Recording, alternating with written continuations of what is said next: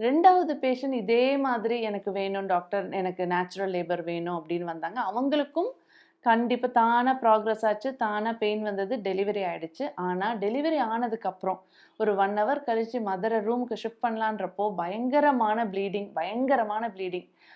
நல்ல அப்படியே கட்டி கட்டியா லிட்டரா ஒரு ஆல்மோஸ்ட் ஒரு 1 லிட்டர் வரைக்கும் அப்படியே ஃப்ராங்க் ப்ளீடிங் ஆயிடுச்சு. அப்பவும் த பேஷண்ட் வாஸ் இன்சிஸ்டிங் எனக்கு எதுவும் மெடிசின் குடுக்காதீங்க. I am ஆல்ரைட்ன்னு. பட் அவங்க சொல்லவே அவங்க பேல் ஆயிட்டே இருந்தாங்க. பல்ஸ் எல்லாம் அதிகமா இருந்தது.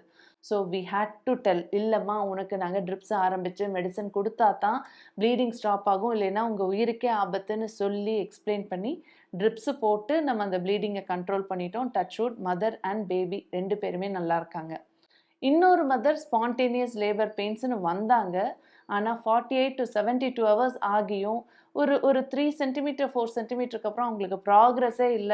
She became very exhausted. என்னால முடியல டாக்டர் அப்படின்னு சொல்ல ஆரம்பிச்சுட்டாங்க. அப்ப அவங்களோட பெர்மிஷனோட நான் பனிக்கூடம் மட்டும் உடைச்சு விடுறேம்மா. உனக்கு நல்லா 3 டூ 4 சென்டிமீட்டர். உங்களுக்கு தானா உடையல பனிக்குடம். பனிக்குடம் உடைச்சா தானா இன்னும் நல்ல பெயின் வரும். அப்படின்னு அவங்ககிட்ட இன்ஃபார்ம் பண்ணிட்டு ஆஃப்டர் 72 ஹவர்ஸ் அவங்களுக்கு பனிக்குடம் உடைச்சு விட்டு ஒரு 6 ஹவர்ஸ்ல தானா நல்லபடியா அவங்க கேட்ட மாதிரியே வித்தவுட் எனி இன்டர்ஃபரன்ஸ் தானா நல்லபடியா டெலிவரி ஆயிடுச்சு. அந்த குழந்தைக்குமே இப்போ 1 1/2 இயர்ஸ் ஆயிடுச்சு. ஸோ இந்த மாதிரி நீங்க வீட்ல இருந்தா என்னென்ன பண்ணுவீங்களோ, எந்த மெடிக்கல் இன்டர்ஃபரன்ஸும் இல்லாம, அது ஹாஸ்பிட்டல்லயும் possible provided mother and babies health condition not compromised.